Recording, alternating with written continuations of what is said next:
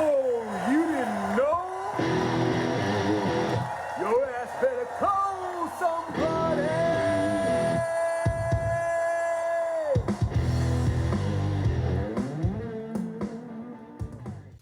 All right, ladies and gentlemen, welcome back to On Time Sports Talk. I am the remix. I am here with the original, back from our Mother's Day trip that kind of got sideways.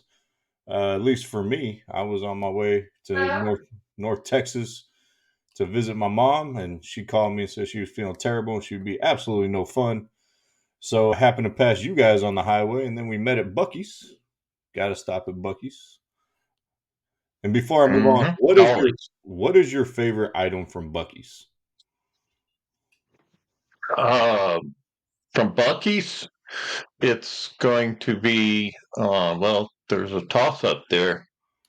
It's going to be between the banana pudding and Solid.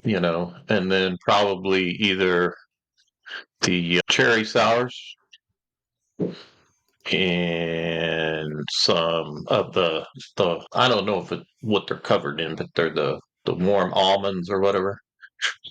Stop. I I did guess not. they call them beaver nuggets or beaver nut. Well, okay, beaver nuts. So there you go. I did not realize I asked you such a difficult question. Good Lord. Well, it's Bucky's. If anybody who's from Texas goes into Bucky's knows that it's like a freaking Walmart of truck stops. Well, It has everything. Saturday was insane when we were there. Like there was a traffic jam at the bathroom just to get into the bathroom. It was insane. Yep. That's why I don't like traveling on weekends normally. But anyways, I'll answer the question. My favorite is their yogurt parfait, as well as their three cake balls are great. And I love cherry sours as well. But the venison and cheese cup is solid as well. So those would be my top.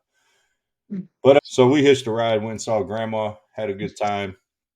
And I think we should start a family podcast because you, Uncle Frank, and me are hysterical. So I'm just throwing that idea out there. But let's move on to the show. We got Mavericks to talk about. We got Stars to talk about, which you were wrong on. Haha, you were wrong. And Oh well, I'm kind of happy I was wrong. But a little bit of Texas Rangers. Obviously we lean towards the North Texas because there's not much to talk about the Astros because they suck. The Texans off season has died down, and there's no other sports that are relevant in Houston right now. So I think the UFL, the Houston Oiler Riggers, or I forgot what they're called, but they're playing and they're terrible right now. So, all right, let's start Dallas OKC. We watched this game as a family last night, even though Uncle Frank was kind of looking irked over there, like we were actually watching sports. So, I'm gonna let you kind of start. What was your initial impressions or things you saw that stood out to you at the beginning of the game? well, I think it's the more you watch Luca, right? And I'm saying it right, right? I can't say his last name. I jacked that all up, but Luka Doncic. the, yeah. But the more you watch him, just the toughness that he shows, because they were showing just a little segment of how many times he's been hit, knocked down, stepped on, pushed, and flat out the crap knocked out of him all while he's on one leg is just it shows the toughness. I mean, and you know me, I always tie it back to the Cowboys. I go back to Emmett Smith back with the New York Giants when he played with basically one arm in the playoffs when he dislocated his shoulder. Luca's showing that type of guts is that you can see he's hurt. And I'll be honest, I think a lot of the other players, newer players, and players who've been around for a while would be on the bench with those type of injuries, just because they would be complaining, "I can't do what I want to do."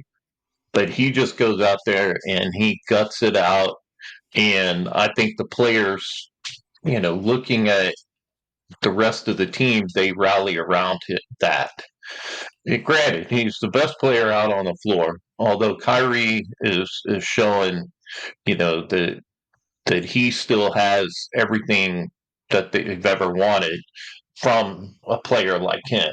I mean, I just think, but with Luca, I think it has to do with his toughness. That's what stands out to me, is that the guy he winces in pain constantly, but then as soon as he gets the ball, you don't even notice he's hurt.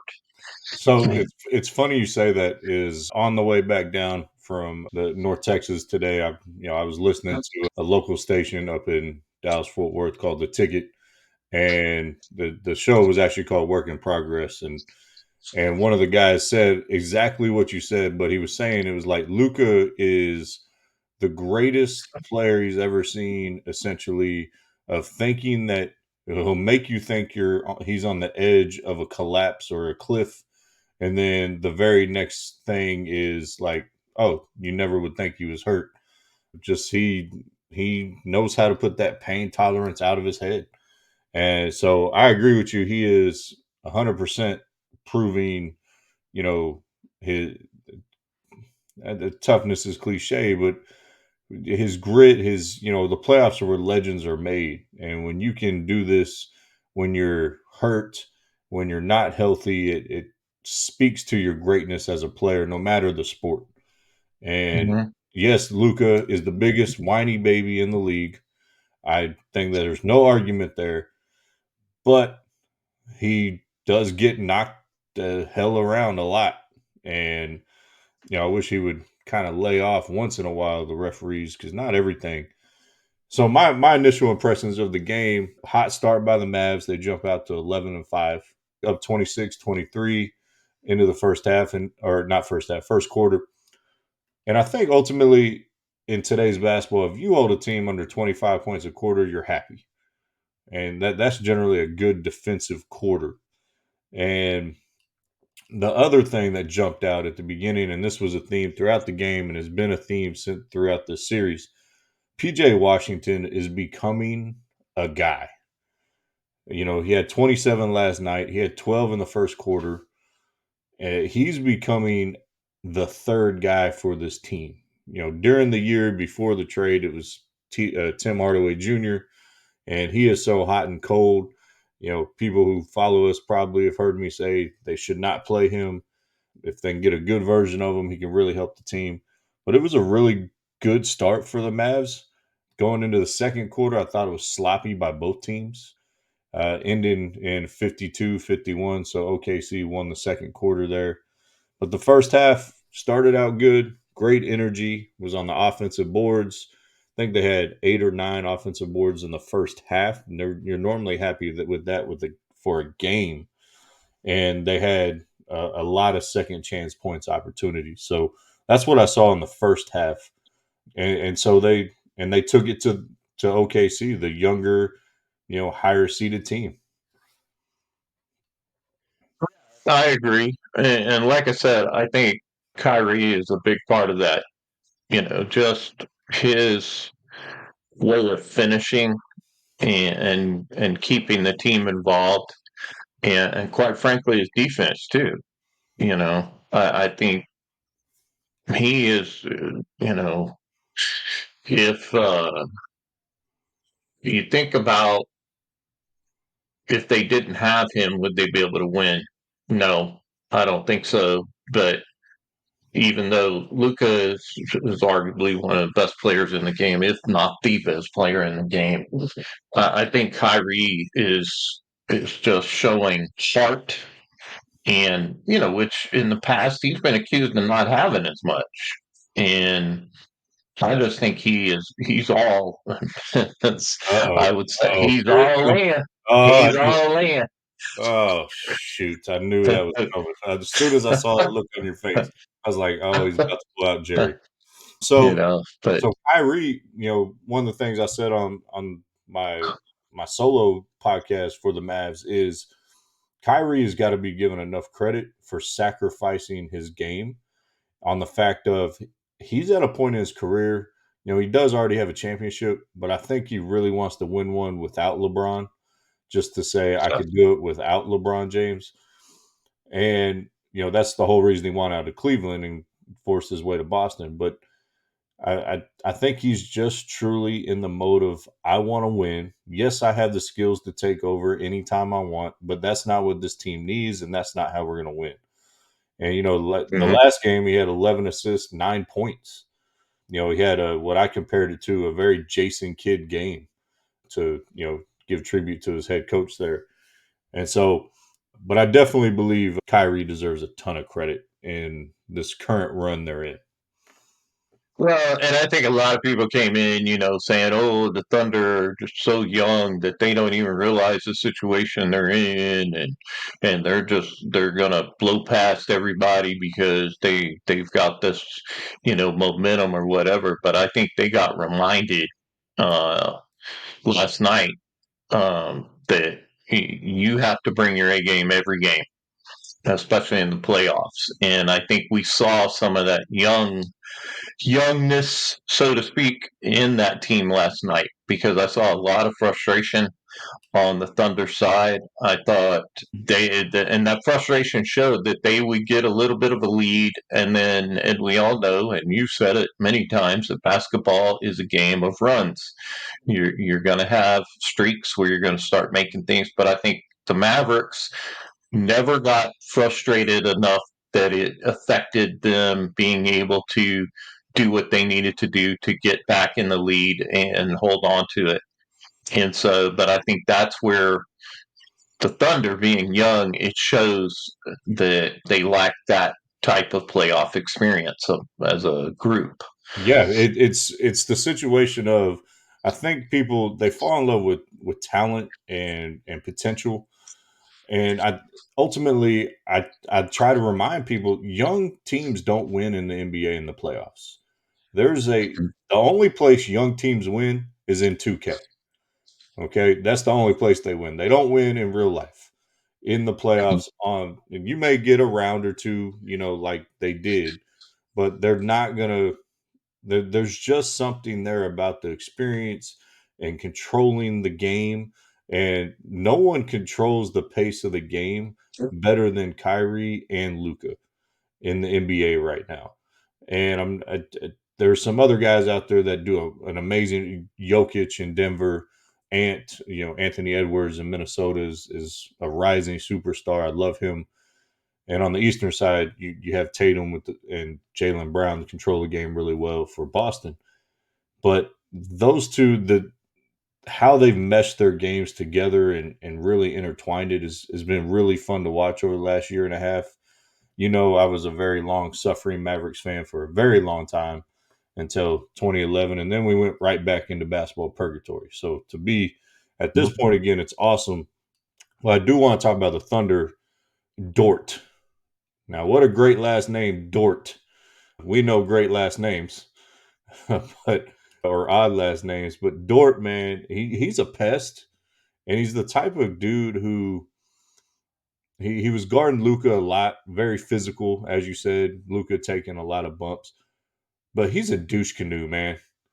Like he is, like he's the type of player. Like if he's on your team, you love him. You're gonna sing his praises. He's your dog. Like let him loose. Let him piss off the other team and the other fan base. But if he's Yeah. not on your team, you hate him. He's Yeah. he's the Dennis Rodman. He's the Draymond Green of the Oklahoma City Thunder.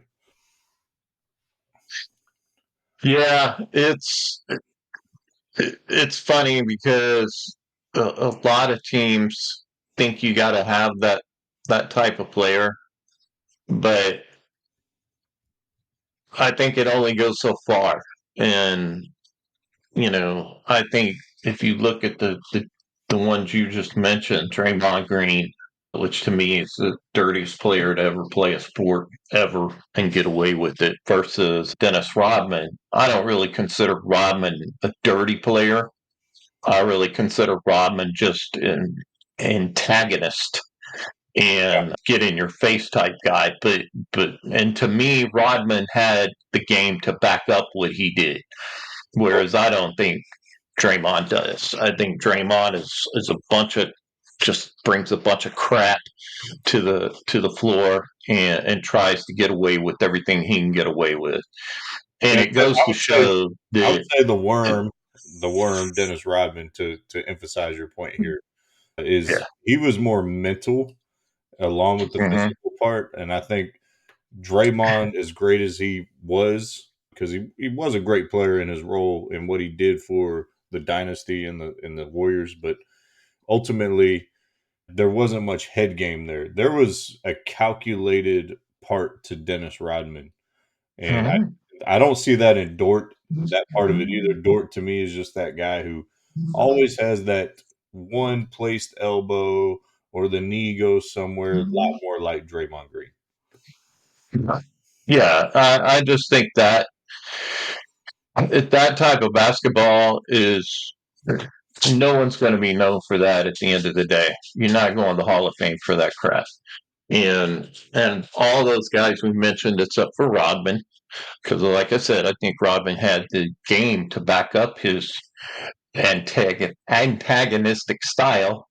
Um, I think none of those guys, maybe Draymond does go to the Hall of Fame. I don't know, but I don't really think he deserves it. I think Oh, when you, I just thought of another one who's one of your boys, Bruce Bowen. yeah, but Bruce Bowen, He was he dirty. was dirty. Yes, No, I wouldn't say he was dirty. He was a good defensive player, yeah, and and he he was was known so for good. defense. Yeah, he was so good. So are these other guys we're talking about. But How Bruce many? Bowen is How dirty. many? How many guys did he choke on the bench like Draymond? You fouled me. Ah! You never saw Bruce Bowen do that. Uh, Bruce Bowen would get in your face and he would try to knock the ball away. Bruce Bruce Bowen was a Bruce Bowen damn was good defensive player. Bruce Bowen was a lot like Rodman in his cerebral part of the game, because he did little stuff to piss off, you know, guys like. I mean, come on, I watched all these games. It was Spurs Mavericks. That was our biggest rivalry. So Bruce Bowen was dirty. Just I think a rivalry requires one team to win some games, right? Because uh, y'all never won any, we but did. that's okay. Yeah, we did. We beat y'all in the playoffs multiple times. All right. Anyways, back to the Thunder. 4 championships. That's how many the Spurs. Four. Yeah. What? Never mind. Four I'm to not one. going. Yeah, but our one is worth like 8 of yours. So, anyways, Oklahoma City, Shai Gilgeous-Alexander, he's an incredible player. Obviously second in the MVP balloting, well deserved. He's going to get his. Despite the defense, what you throw at him, he's just that type of player. Long, 6'6", athletic. I will say, I thought he should have fouled out about 5 different times last night from last night's game, because he had about 8 push-offs and couldn't get his shot off cleanly without committing an offensive foul. And the league's not going to call him for those because they don't want the star to be ejected or removed from the game in the third quarter. And as soon as he got that 4th foul, he just kept pushing off, pushing off, pushing off, putting the onus on the referees to actually call the damn play. There was blatant push-offs in the 4th quarter and late in the third on Shai, and I was just like, this dude can't even. I mean, he was missing a bunch of them last night. I mean, he still had 31 points, but if he would have been hitting, he probably would have had 45. And so I was frustrated watching that. He's going to get his. I think as the Mavericks move forward, I think game plan wise, you kind of start limit And, the other guys. and good God, would Chet Holmgren eat a sandwich? Dang, dude. That dude is like super skinny. I mean, I'm just like, I don't know how his bones don't get broken. I mean, one of Luca's legs is like his arms and legs combined. You know what? You But know, the crazy thing is, he's deceptively good. Like he had, I don't know how many well, yeah, blocks if he he ended up turns with. to the side, you can't see him. All you see is a basketball like hanging in the air. He turns to the So side and he disappears, and everybody's like, "How is the basketball just hanging in the air?" Because you can't see him. it's one of He those needs to things. eat a sandwich. He needs to like have just steak and bacon grease as his diet. Like just chug freaking bacon grease. I But don't think he's I've ever seen a player in the NBA that skinny. I would say Manute Bol was that skinny. Yeah, no, he had some big shoulders though. Manu, he was a pretty big dude when it I came to his upper body. But Chet, Chet, I mm, mean, Chet needs to eat some Chex Mix or something. well, he's deceptively good. He had I think 3 or 4 blocks in the first half. I don't remember what he ended up with, but Well, he had when he's like a helium balloon. He's lighter than air. He can just float through the air with the greatest of ease, and then turn to the side. You can't see him. I mean, he goes invisible. He flies through the air. I mean, how are you supposed to play against that? well, I don't know. I don't even know how to respond to that. This is showing your long history on your bias against skinny people. All right, so just messing with you, but no, I think interesting strategy by OKC last night, and I'm going to kind of wrap this up. We move on to the stars. Is they started going hack a Shaq on Derek Lively, and then Jay Kidd took him out of the game. Then Oklahoma City got like 3 offensive rebounds on the same sequence on the same possession and immediately put him back in. Ends up going 8 for 12 from the line. The bigs are going to have to make their free throws for the Mavericks to really be able to close out this series. And I think that's going to be an interesting nugget thrown in there for game 4. And so And have we ever known of a team like Oklahoma, and this is off the subject a little bit, but that has two players with exactly the same name? the Jalen Williams. Yeah. I And don't think I've ever seen that per se. I So mean, that could get confusing, doesn't it? And then they have well, I isn't think Kendrick Williams on their team too? Pretty much, pretty much.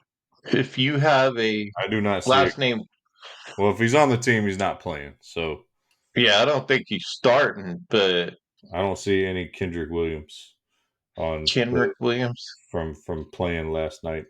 But No, he wasn't playing last night, and I'm just thinking that he's on their roster. I think it's so. So there you go. If your last name's Williams, you're going to play for the Oklahoma City Thunder. Just so you know. And if you don't eat a sandwich, and your name Chet, what is the name Chet anyway? Chet I, I don't know how to answer that. I'm not his mom. It's Mother's Day, and I'm not his mom. I don't know why they Chet picked Chet. Like Chet. it's a phenomenon for all these people naming their kids weird crap. So Yeah, I yeah. as a teacher, like trying to read some of these names, I'll be trying to phonetically, or I can't even say it right now.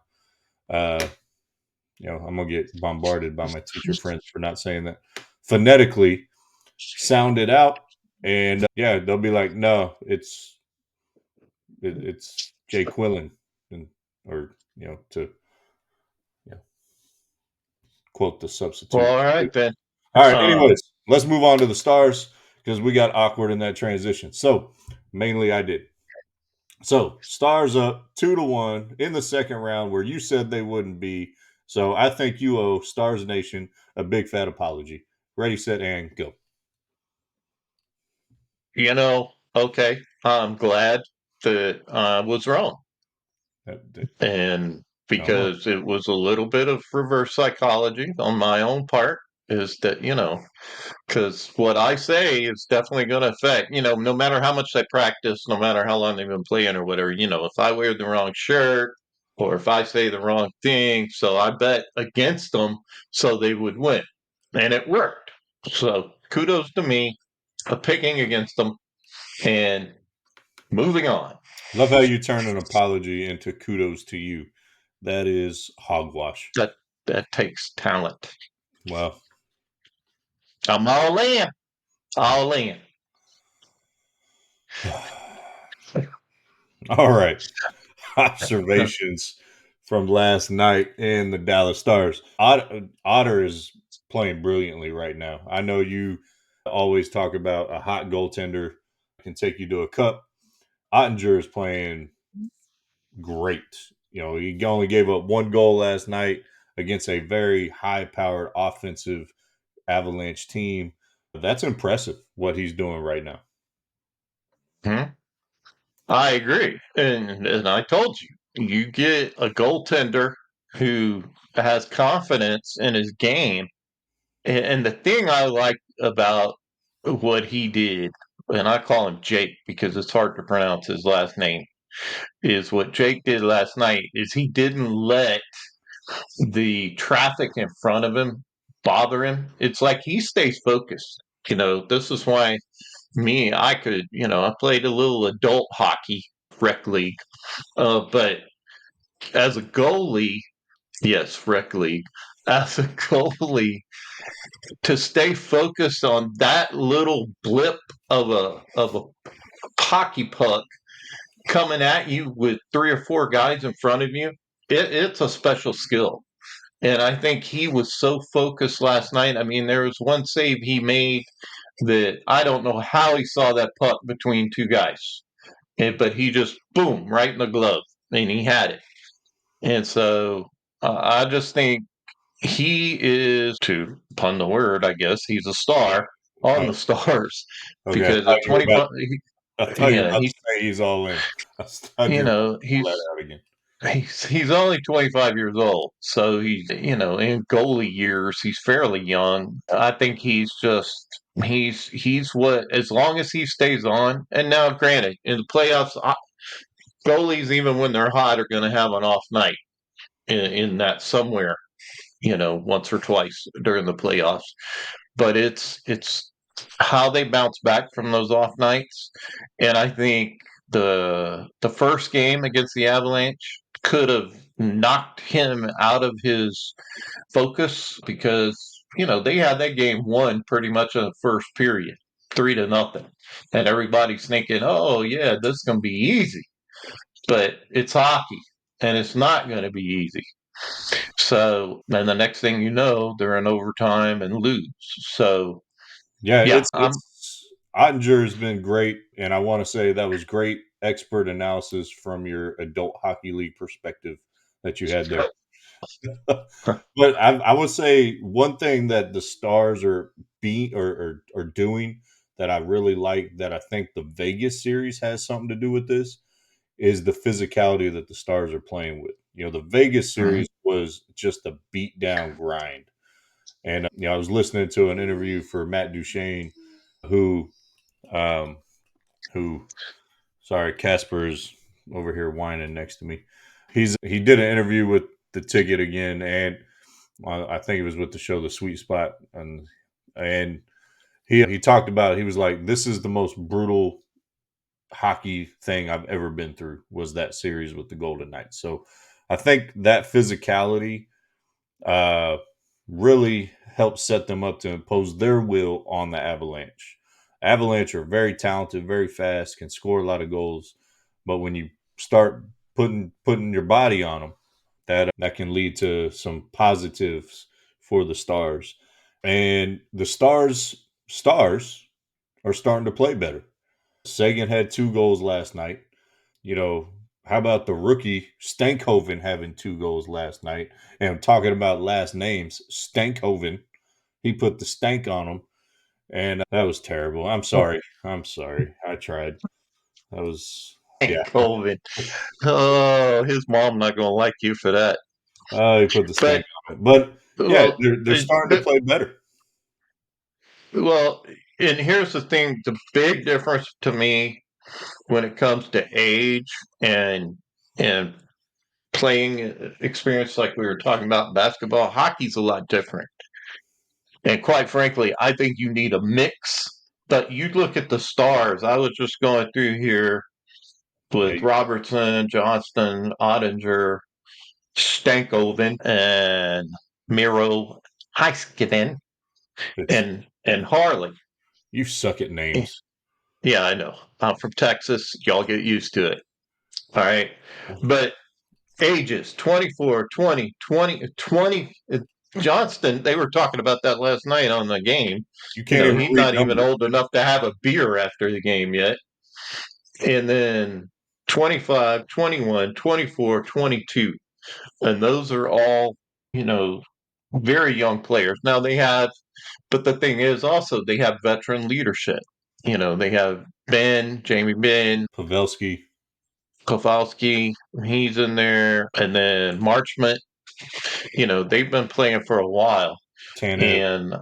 And, yep.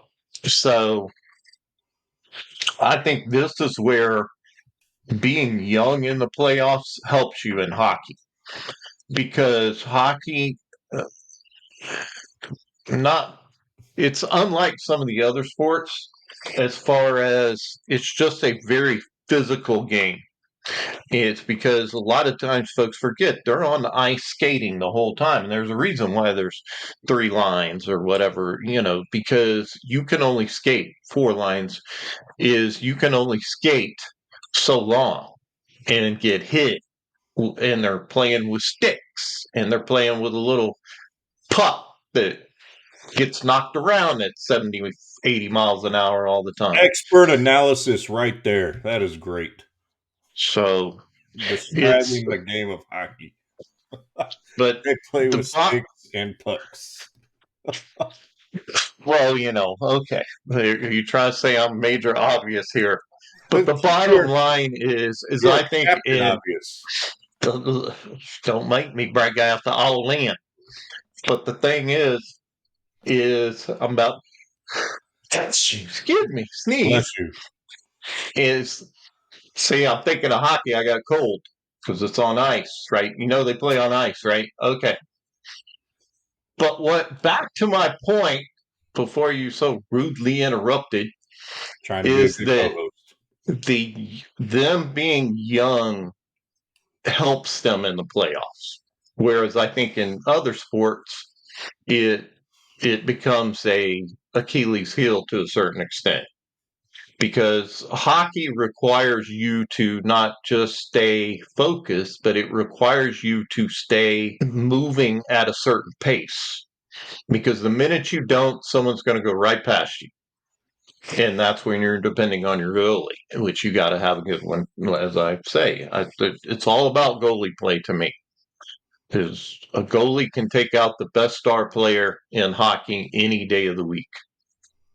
So I just really think that they're having so many young players along with that veteran leadership that they have is going to help them go far. I know I picked against them. I just thought the Golden Knights always seemed to have their number. But like I said, I knew it would take a few games, but they finally got it done. So more power to them. Yes, and my Stanley Cup champion pick is still in the mix. Thank you very much. Matter of fact, I think my bracket is perfect at the moment. So, but It's yeah, not. yours is not. No, no, no, not even close. Anyways, yeah, I think how they're playing, I think they're starting to really build up that confidence that could take them into the Western Conference Finals. Obviously they got to take care of their business in the next, in this series.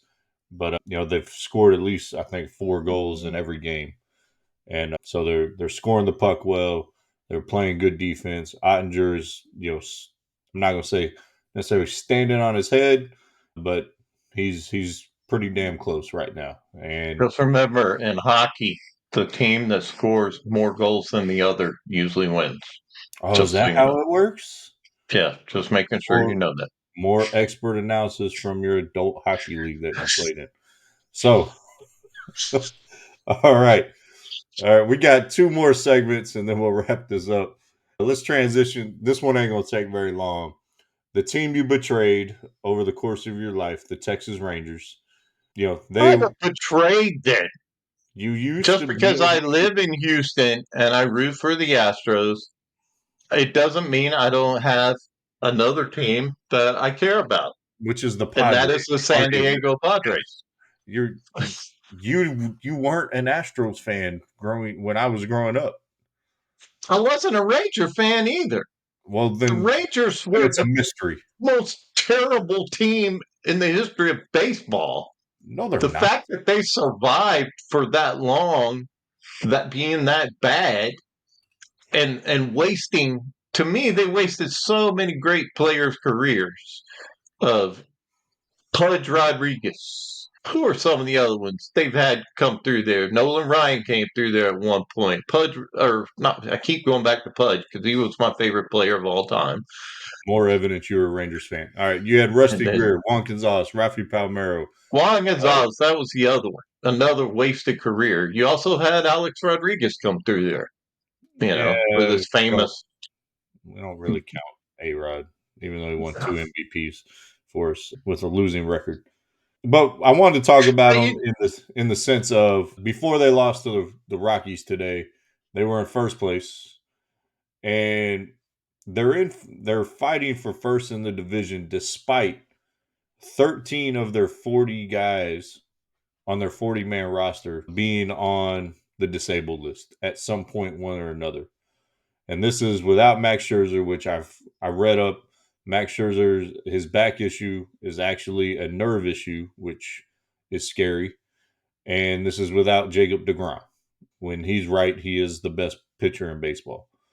And so ultimately, the Rangers, it's a long season. As we go through the season, we start gearing up for the playoffs and all-star break and playoff run. We'll probably delve more into baseball a little bit.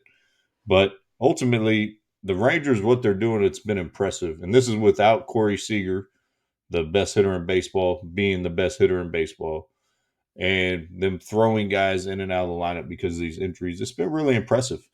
I think they've kind of got that, hey, we're going to win despite we don't have our best. And they did that throughout last year when Garcia was on the DL, when Corey Seager missed 2 big stints last year, and then they end up winning a World Series. And so I think it's they have that championship DNA now in their system that allows them to win these games and stay in contention despite any limitations they have with their health. It's been impressive. Well, more than any other game, I think it's the manager, who's coaching that team in baseball. Bochy, Because if you take a look, Bruce Bochy is how old now? I don't even know how old he is. he's in his 70s. Yeah, Bruce Bochy has been around. Obviously, he's a big reason I like the Padres. He coached the Padres when they went to the series and everything.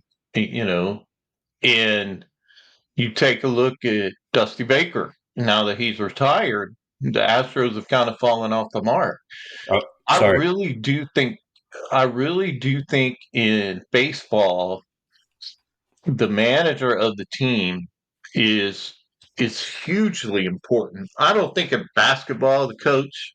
I think some coaches are, but I think it's not as you won't see such a fall off of a team. Bless Jeez, you. I don't know what's going on over By the here. way, I apologize to Bruce Bochy. He turned 69 this year, Yeah, not 70. but in baseball years is like 280. But you have to times it times 9 innings. It's a weird formula. I have to show it to you, but your head would explode. But to me, a lot of those managers who do well for so long, and you can go back and just kind of look at them. But I'm mentioning those two because it seems like since I've been watching baseball, when it's the Padres and Dusty Baker was with the Pirates, for a long time. Or not the Pirates, he was with the Giants, with San Francisco Giants for a long time. And they were very good. The Padres were very good. It's like there's just those two to me were two of the greatest. And Bochy still is because he's still coaching, and Dusty Baker obviously finally got his championships under his belt.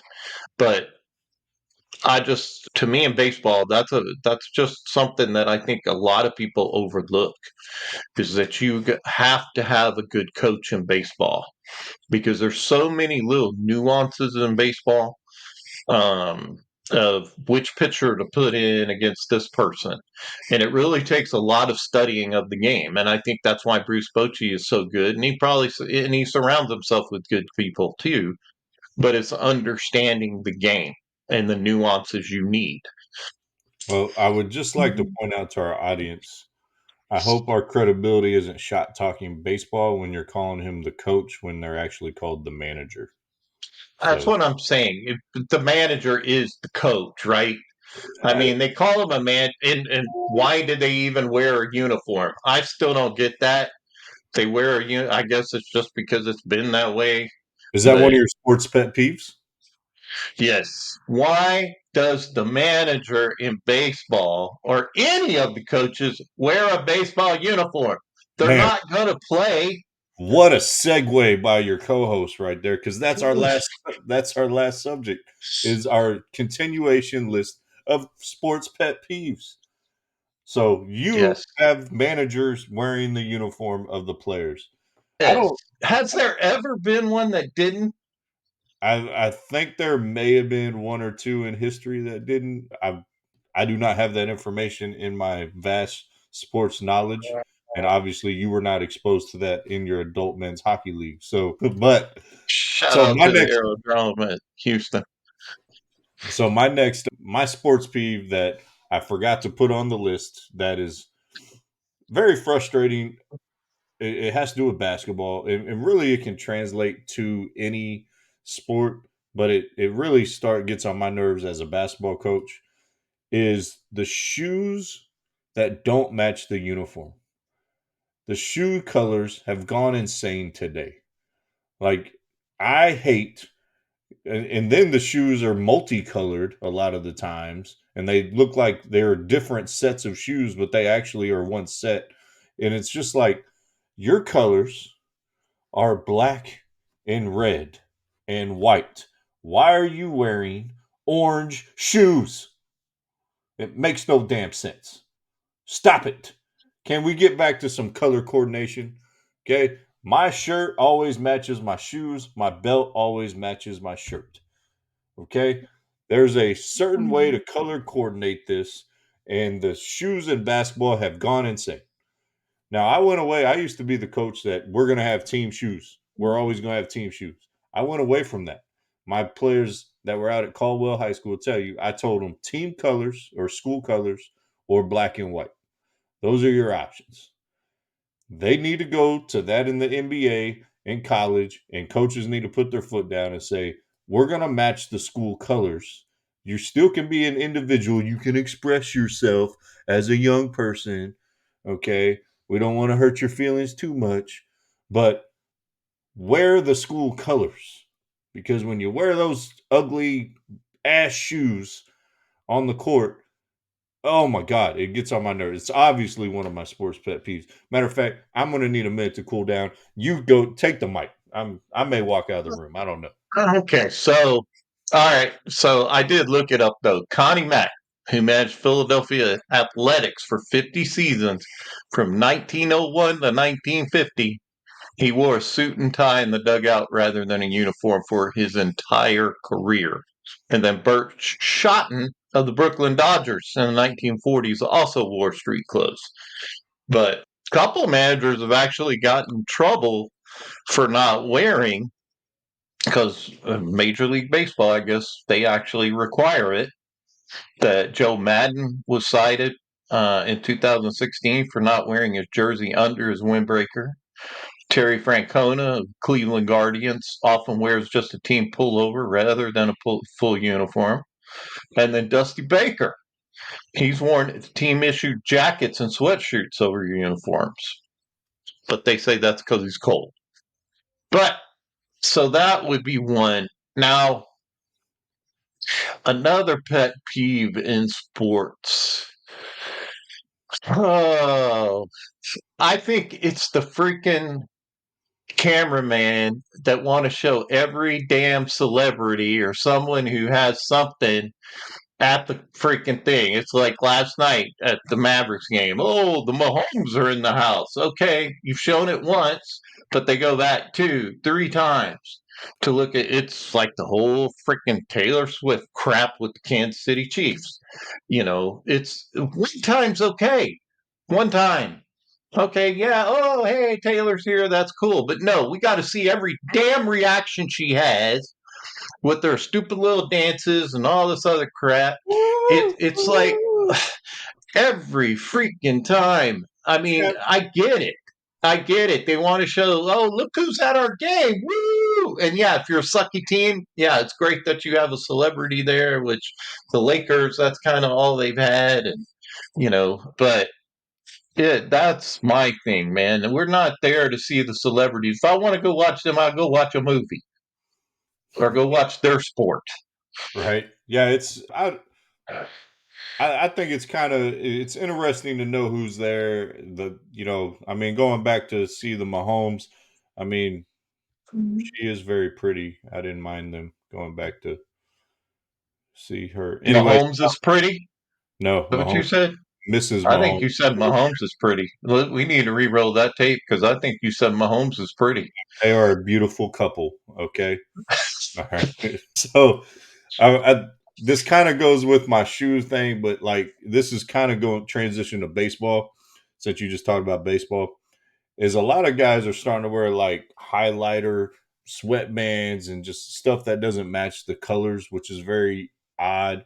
But more specific to baseball, is a lot of players are now with going like full open jersey Oh with yeah, their like they're in the '70s disco yeah, bullshit. yeah, and so full open jersey with a gaudy ass chain hanging around their neck.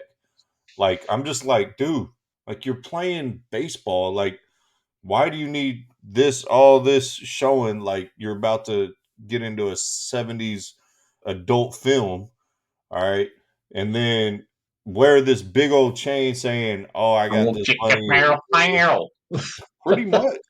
Like it looks like a pornographic scene about to happen. You're walking up to eat off this plate and you have big wood in your hand and your shirt's already half I was off. wondering if you're going to go there, but yeah, they've got wood. That's why they make them bring wood.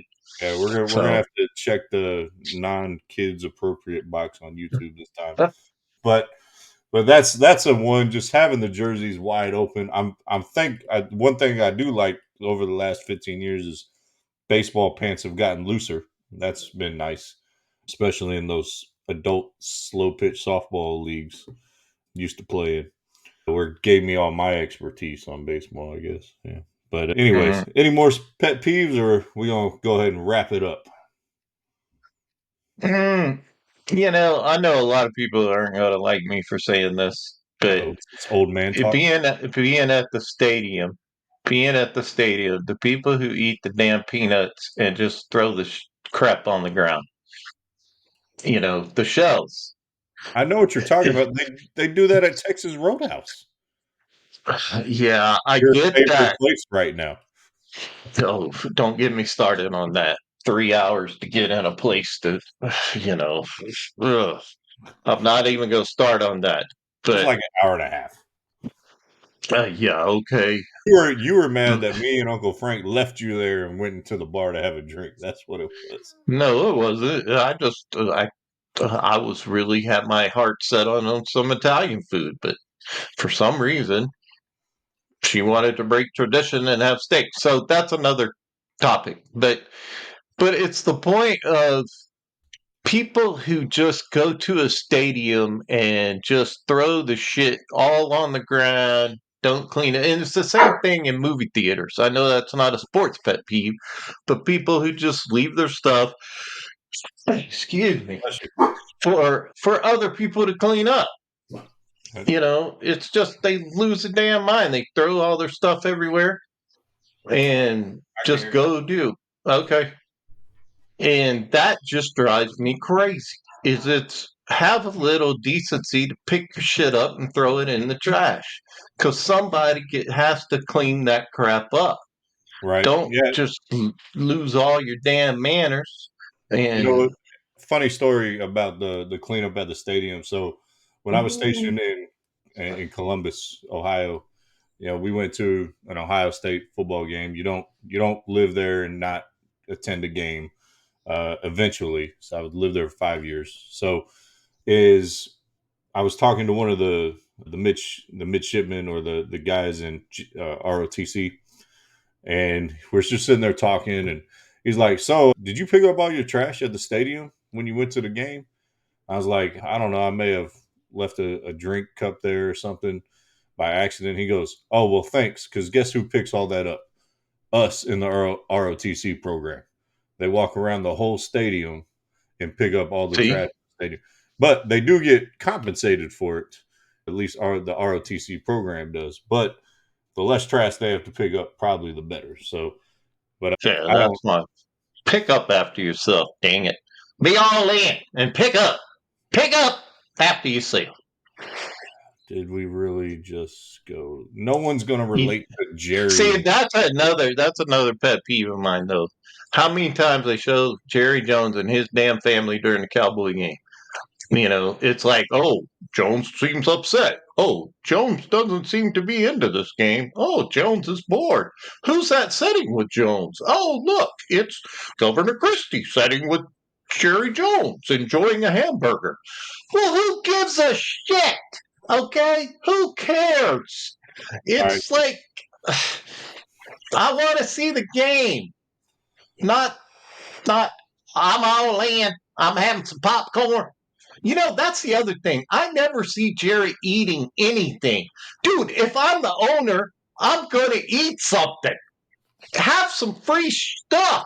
It's your stadium. I never see him eat anything. And I'm like, what is he on a feeding tube because he's so old or what? But you're at the stadium, man. I would have popcorn. Because I own it. Bring me that. Bring me this. Of course, I'd probably be 500 pounds, but have some food, man. Go up to Oklahoma, give Chet some food, man. He needs some food. Oh wow, wow! That went somewhere I had no idea where it was going, and that was awesome. Oh man! All right, well, we'll keep the pet peeve list to that right now, and go ahead and wrap this up. We'll keep adding to our sports pet peeve list. I think that might be our trademark right there. But so shout out to Mission 22, as I always do. The Tell Valhalla Project shirt I'm wearing. Don't give in to the war within in veteran suicide. And shout out to Camp Hope as well. And yeah, that's who I got. And what you got over there? Who you? Well, shout out to Dublin Health Concepts, our mental health team. This is Mental Health Month. And shout out to KPRC Channel 2 here in Houston, who had a couple folks from our team check it out if you get a chance. They've had a segment on mental health all month that they're going, and a couple of our folks, Anthony Fernandez and Catherine Gardner Blackwell, my chief nursing officer from our team, were on there this weekend. They are on that series of mental health for the month. Check it out. They did a great job. So, once again, since it is Mental Health Month, what we try to do is reduce the stigma of mental health so people can speak up. And we want to make sure that people are getting the help they need. So, thank you to my entire team that is out there doing that every single day, and all the people who work in mental health for helping veterans and helping just our community in general throughout Texas. Yeah, see, folks, I told you he's out when he's not with me. He's out doing big time stuff, getting his people on the news, and helping our I don't know, helping everyone with their head, with their mind, uh, out there. So yeah, I think that'll call it a night. And folks, we appreciate you listening out there, and comment, tell us we suck, tell us we're great. It don't matter. Just throw it out there. Throw some. You know, And if anybody from Oklahoma get Chet a sandwich, please get Chet a sandwich. Please, someone. all right. Well, ladies and gentlemen, boys and girls, that is it. Peace. Love y'all. We're out.